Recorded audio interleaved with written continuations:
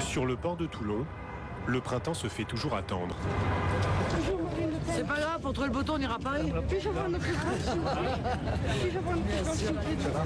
Pas de quoi gâcher la visite de Marine Le Pen, à 5 jours du 1er mai et du traditionnel défilé du parti. Ici, le FN est bien implanté. Je suis très heureuse de vous revoir. Quand je regarde, je suis un peu émue. Excusez-moi de... Il faut pas. Voilà, Cathy. Merci, Madame Le Pen. Je vous en prie. Merci pour tout, Madame Le Pen. Aux dernières présidentielles, à Toulon, Marine Le Pen a obtenu 23% des voix devant François Hollande. Cet après-midi, la présidente du FN fait un tour dans la rade en compagnie de cadres du parti et de militants. Avec pour guide un amiral, conseiller régional du Front National. Ce bateau est rentré de plusieurs semaines de patrouille au large de l'Afrique occidentale. Alors que l'armée s'apprête à supprimer 24 000 postes sur 6 ans, la présidente du FN est venue exposer sa vision pour la défense et la marine. Qu'on ne cesse de réduire les budgets de la défense, alors qu'il faudrait, et notamment pour la marine, les augmenter. Et elle ne peut s'empêcher de moquer l'un de ses adversaires les plus acharnés. C'est une frégate anti-aérienne. J'ai d'ailleurs été réjoui de voir que les propositions que nous avons faites pendant la campagne présidentielle, et notamment la grande politique de la mer que j'ai appelée à la recherche de l'or bleu, a été reprise par M. Mélenchon. Jean-Luc Mélenchon, le meilleur ennemi de Marine Le Pen. Deux personnalités qui se présentent chacune comme anti-système, tout en accusant l'autre d'en faire partie. Lorsque vous avez face à vous quelqu'un qui est pour l'immigration et pour l'Union européenne, ça veut dire que contrairement à ce qu'il dit, il ne lutte pas contre le système, mais il y appartient à ce système et il le renforce. Pour l'une, un technocrate altermondialiste. Pour l'autre, une héritière d'extrême droite. Ce jour-là, en banlieue parisienne, Jean-Luc Mélenchon se rend à l'usine. Les lilas, je ne les verrai pas. Bonjour, messieurs. C'est là, dans cette ancienne fabrique de chaussures, qu'est installé son quartier général. Salut, mais c'est quoi ce truc là? C'est de plus en plus... c'est tout ce qui va sortir pour la manif. Là, ils sont en train de sortir. Ah oui, ils ont fait de la place. Voilà, c'est ça. Par contre, toi, tu pourras avec ton fils. Au rez-de-chaussée, les militants s'activent pour préparer la grande marche du 5 mai. Un défilé pour une 6e République et un changement de politique économique. Ce rendez-vous est crucial pour Jean-Luc Mélenchon. Dans son collimateur, l'austérité et la finance, mais aussi le Front National et sa présidente. Marine Le Pen dit que le parti de gauche s'inspire de leurs idées. Ah bon?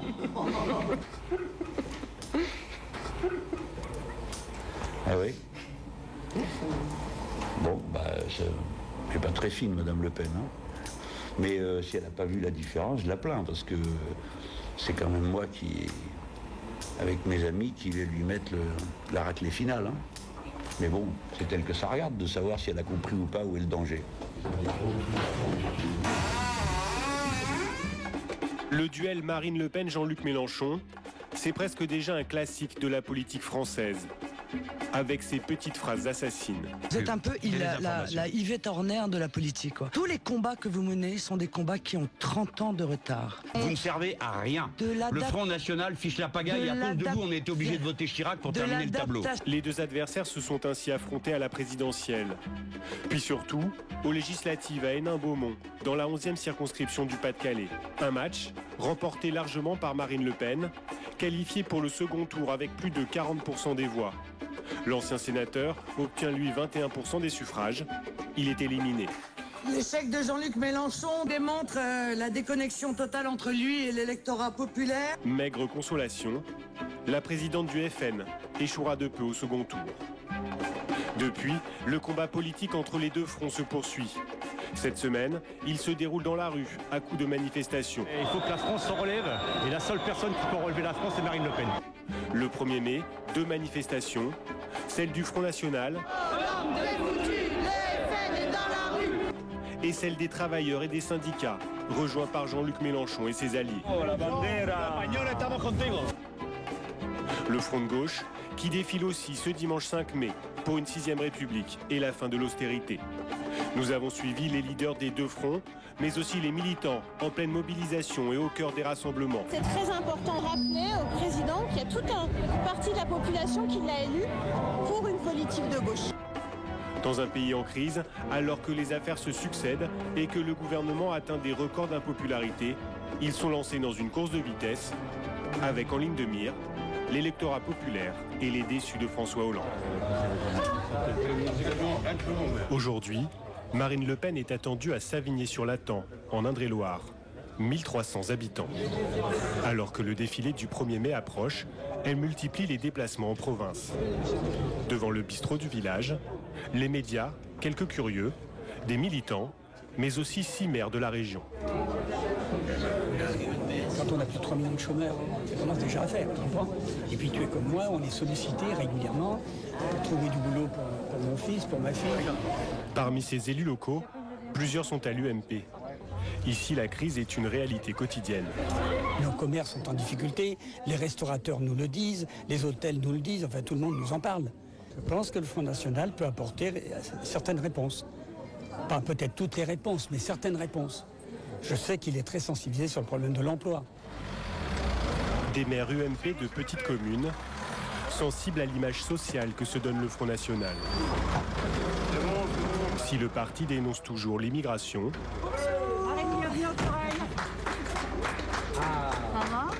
il affiche désormais l'emploi et la défense des zones rurales comme ses autres priorités. Je sais que les médias sont très intéressés par ce qui se passe dans les grandes villes et sont souvent d'aller dans les quartiers difficiles. Ça on aime, se mettre au chevet des quartiers difficiles, à la banlieue, ça fait de la pellicule. Bon, le problème c'est qu'il y a des millions de Français qui vivent dans les, je crois, 26 000 communes qui ont moins de 1000 habitants et par conséquent, il serait fou de ne pas se pencher sur leurs difficultés. Un discours qui porte dans les villages comme celui-ci. À Savigny-sur-Lathan, Marine Le Pen a remporté 27% des voix à la dernière présidentielle.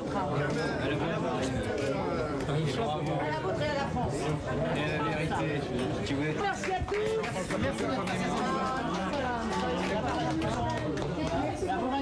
Ici, à la campagne, mais t'as rien. Attends, toutes les boîtes, elles sont en train de fermer les unes derrière l'autre. Tout ferme. Et puis ça va continuer, c'est partout. Donc nous, à la campagne, on se bat comme on peut. Et le discours que tient Marine Le Pen, vous, ça vous parle ? Ouais. Si le FN recule dans les grandes métropoles, il compte ainsi poursuivre sa progression dans les zones rurales, périurbaines, mais aussi dans les villes moyennes en difficulté. Comme à Noyon, dans l'Oise, à une centaine de kilomètres de Paris. Dans la rue principale, de nombreux magasins ont fermé. La ville a même perdu 200 habitants l'année dernière. Ici, le FN dépasse régulièrement les 20% des suffrages. Ça va. On est en train de faire le point là sur le bus du 1er mai. Dans la permanence locale, les adhérents du parti préparent le déplacement à Paris pour le défilé du 1er mai. Bon bah écoute, le bus est plein, il me reste 2 places dedans. Au moins 150 militants du département doivent être conduits sur la capitale. Vu les événements et l'actualité qu'il y a en ce moment, je pense que oui, au 1er mai cette année, on va faire... il va y avoir pas mal de monde. Et parmi les traditionnels slogans du FN, cette année, le social est en bonne place. Donc là les slogans, voilà les slogans officiels. France, Marine, Liberté, ni droite ni gauche, Front National, austérité, on en a assez, insécurité, on en a assez, fiscalité, on en a assez, le social, c'est le Front National. Afin de porter ce message et mobiliser pour le défilé, chaque semaine, ces militants sillonnent le département. Ils en sont convaincus. Désormais, le FN peut récupérer des voix jusqu'à gauche. En mars dernier, au second tour d'une législative partielle dans l'Oise, et selon une étude contestée, 40% des électeurs socialistes auraient voté pour la candidate frontiste. Il y en a qui sont déçus par la politique de François Hollande, qui avaient de grosses attentes. Ils téléphonent ou ils viennent au Front National. Et pour certains, simplement pour nous dire j'ai voté François Hollande à la présidentielle et je vais voter pour Marine Le Pen la prochaine fois. Par contre, si t'as le torchon, parce que j'en ai déjà mis sur ma main avant de prendre le balai. Ça se passe comment avec les gens quand vous faites du collage? En général, bien. Dans un département où vous faites un électeur sur 4, on ne vous regarde plus du même œil que quand vous faites 5% ou 3%. Donc quand vous pesez plus la même chose en termes d'électorat, on vous respecte un peu plus, donc les insultes disparaissent. Pourtant, les rangs de ceux qui luttent contre le FN grossissent. Nous sommes toujours dans l'Oise, à Creil, l'une des villes les plus pauvres de France, touchée de plein fouet par la crise. Ici, le Front de gauche prépare aussi la manifestation du 1er mai aux côtés des travailleurs et la marche du 5 mai. Peut-être que les camarades ont déjà des tracts, mais... Avec pour objectif notamment de concurrencer le FN auprès de l'électorat populaire. Il y a juste 3 paquets, mais il y en a encore dans la voiture seule. Ce jour-là, Marie-Laure Darrigade retrouve ses camarades en centre-ville. Ça se passe comment ici entre les différents composants du Front de gauche? Vous voyez, très très bien. Le Front de gauche, c'est en fait une alliance entre une dizaine de partis, dont le Parti communiste et le Parti de gauche de Jean-Luc Mélenchon. Nous, on marche le 5 mai contre l'austérité, contre la politique européenne, pour une 6e République. Alors, ces militants tractent sur le marché pour mobiliser.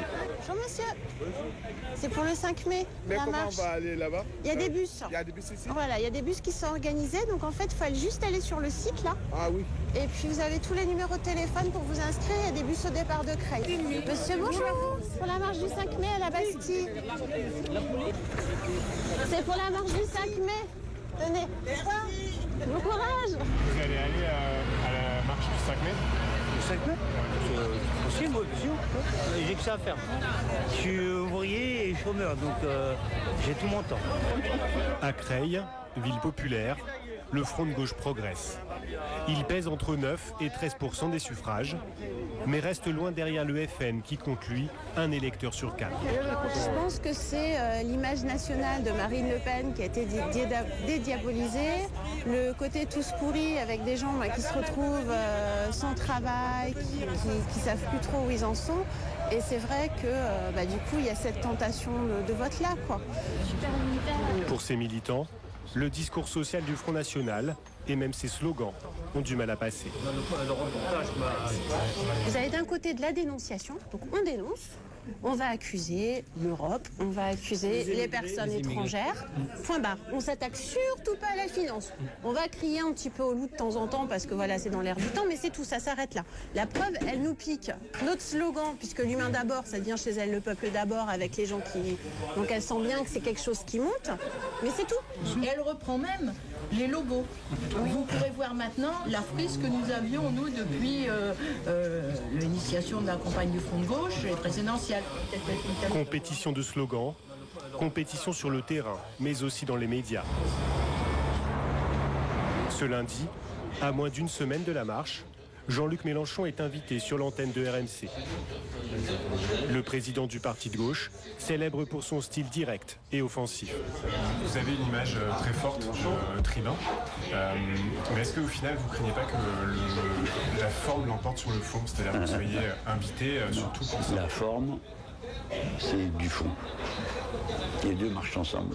C'est-à-dire je ne suis pas le programme que je porte. Il ne peut pas être porté par un enfant de cœur. Il est forcément porté par un tribun. Monsieur le député européen.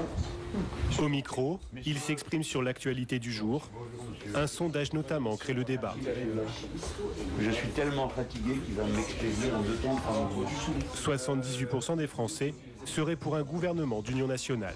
Les grandes gueules avec le député européen Jean-Luc Mélenchon. Bonjour Monsieur Mélenchon. Bonjour. L'union nationale, c'est le stade suprême du néolibéralisme. C'est-à-dire, mes amis, il n'y a qu'une seule solution, une seule politique, et d'ailleurs on l'a fait tous ensemble. Par contre, l'union du peuple, le peuple se constituant comme front sur ses intérêts communs, alors ça oui. Merci Jean-Luc Mélenchon. Nous on se retrouve demain, mais demain justement avec Laurent Berger, le secrétaire général. Le style Mélenchon, qui lui vaut souvent d'être taxé de populiste. Ça veut dire quoi, populiste? Alors, des fois, on dit qui flatte les bas instincts du peuple. Ah bon? Quels bas instincts je flatte quand je dis, par exemple, la 6ème République, ou quand je dis lutte contre la finance? C'est quoi le bas instinct que je flatte? Ça n'a pas de sens. Pourtant, vous avez eu des expressions comme le coup de balai, vous dénoncez régulièrement la caste médiatique ou politique. Est-ce qu'il ne s'agit pas là d'éléments de langage populiste? Mais non, un balai c'est dangereux, ça. Vous avez peur d'un balai? Je vous sortais un coup de fourche, vous comprendrez, vous diriez, bon, la fourche, monsieur Mélenchon, ou un coup de pique. Mais un balai, vous en avez tout ça à la maison. Nous allons passer le balai avec vigueur dans le système. Et qu'est-ce que ça fera? L'effet que fait d'habitude un balai, là où il passe, ça fait tout propre. Allez, on y va. Au revoir les amis, au revoir. La rhétorique anti-système, une stratégie qui est aussi utilisée par son adversaire, Marine Le Pen, et qui lui vaut les mêmes critiques.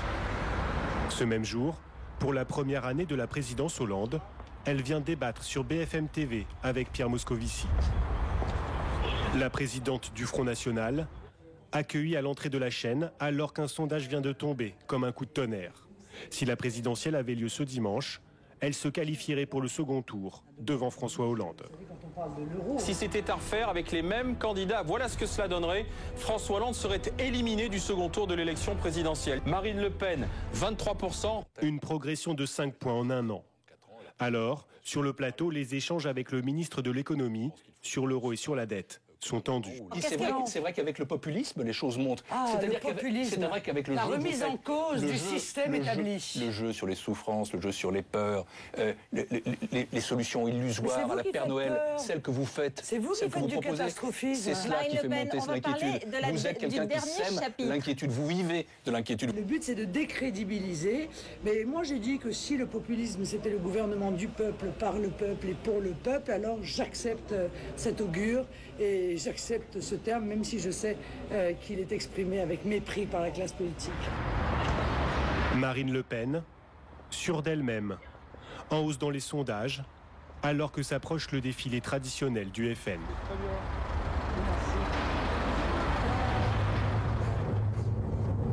Le 1er mai, nous retrouvons ainsi Laurent Guignot. Comme chaque année depuis 15 ans, il quitte l'Oise pour rejoindre Paris et la marche du Front National. C'est un grand rendez-vous historique de Sainte-Jeanne d'Arc et puis aussi la fête du travail. Et c'est normal de monter pour faire masse, pour faire une démonstration de force. Place du Palais Royal, il retrouve les militants de l'Oise et sa région, la Picardie. Cette année, ils sont dans les premiers rangs du cortège. Diluée dans un discours plus social, la préférence nationale et l'immigration quasi zéro restent des priorités pour ces militants. L'actualité, c'est justement les problèmes sociaux, les problèmes d'emploi en France. Et l'immigration aussi, évidemment, on fait partie. Évidemment, il faudra évidemment mettre un point, réduire en tous les cas l'immigration telle que l'on l'a subie aujourd'hui. Les militants, gonflés à bloc par la progression de leur chef. Il faut creuser la piscine aujourd'hui pour pouvoir aller plus bas. Alors ça suffit. Il faut que la France s'en relève. Et la seule personne qui peut relever la France, c'est Marine Le Pen. Vu la conjoncture actuelle et l'état dans lequel se trouve la majorité et l'UMP qui n'est pas encore remise de toutes ces affaires internes, je pense qu'on a de grandes chances. D'ailleurs, ce 1er mai, Marine Le Pen n'hésite pas à se poser en concurrente de la gauche et des syndicats. Nous sommes le Parti des travailleurs français. Nous atteignons aujourd'hui 40% d'intention de vote chez les ouvriers. Il y a une très grande confiance entre eux et nous, et pour cause, car ils ont bien compris que la mondialisation sauvage était leur mort. Place de l'Opéra, la présidente du FN va discourir pendant près d'1 heure. Que je comprends nos compatriotes quand ils nous disent qu'ils perdent confiance.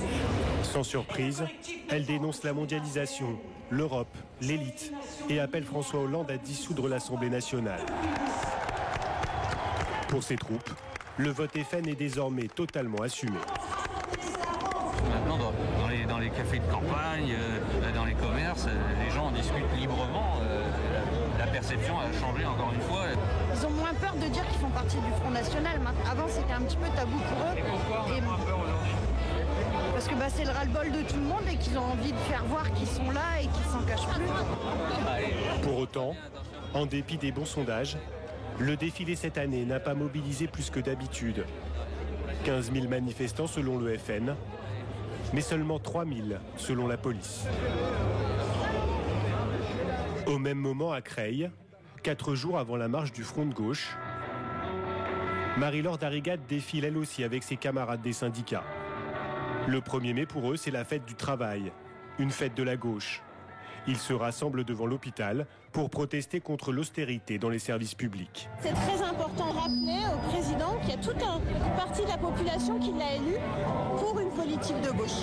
Et dans ce cortège, les déclarations de Marine Le Pen sur les travailleurs, il y a quelques minutes, font bondir.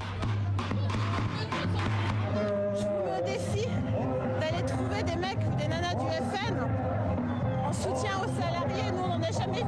J'ai jamais vu un seul militant du Front National défendre l'hôpital de Creil, défendre l'éducation nationale. Et il y a quand même pas mal de suppressions de postes, notamment au collège qu'on vient de passer. En attendant les lendemains qui chantent, Marie-Laure profite du défilé. Elle tracte à nouveau pour la grande marche du Front de gauche. Pour ce 1er mai, Jean-Luc Mélenchon, lui, manifeste à Paris, aux côtés de la CGT. Il ne perd jamais de vue le sondage qui donne 23% à Marine Le Pen, ni la course contre le FN. Ce qui est très important à voir, si vous regardez bien la journée d'aujourd'hui, c'est que c'était Maigrichon, leur troupe là-bas. Hein. Vous allez voir dimanche, pour nous. Ils n'arrivent pas à faire d'une force électorale une force consciente, une force matérielle, de gens qui se mettent en mouvement. Et nous, on fait le pari inverse, d'y arriver. Pour remporter son pari, Jean-Luc Mélenchon ne ménage pas sa peine. Comme ses militants, il tente de mobiliser pour le 5 mai des représentants de la gauche espagnole ou grecque, des jeunes sympathisants. C'est là dimanche ?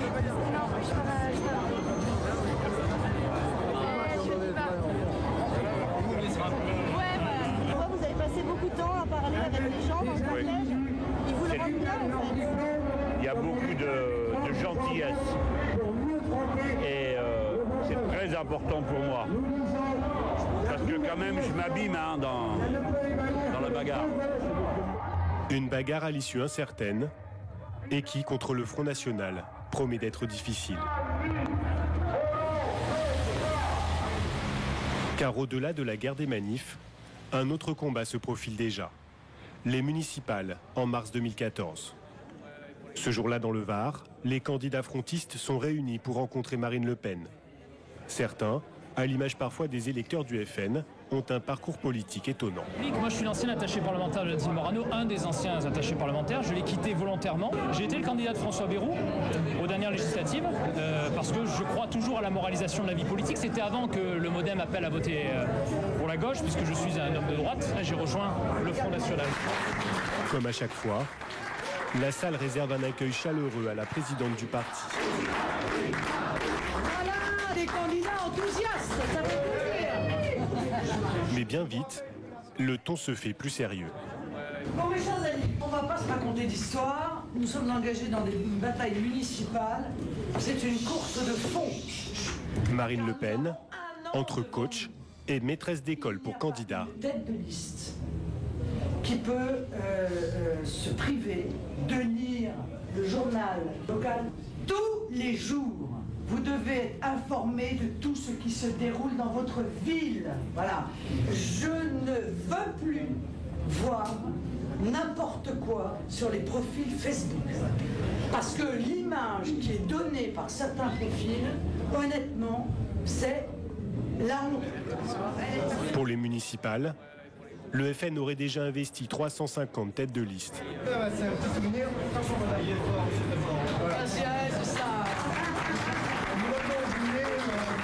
D'ici là, Marine Le Pen, capitaine du parti, compte bien voguer sur l'impopularité record du gouvernement. À Lille, ce vendredi, Jean-Luc Mélenchon tient lui son dernier meeting avant la marche du 5 mai. Bon, il faut que je me mette dedans là. Il compte faire de cette journée une démonstration de force, montrer que la gauche antilibérale peut encore se mobiliser et que la rue aujourd'hui n'est pas tenue par la droite ou l'extrême droite. Le leader du front de gauche affiche un objectif ambitieux. J'en ai vu, il y en a un bien jeune là-bas. Au moins 100 000 manifestants rassemblés place de la Bastille.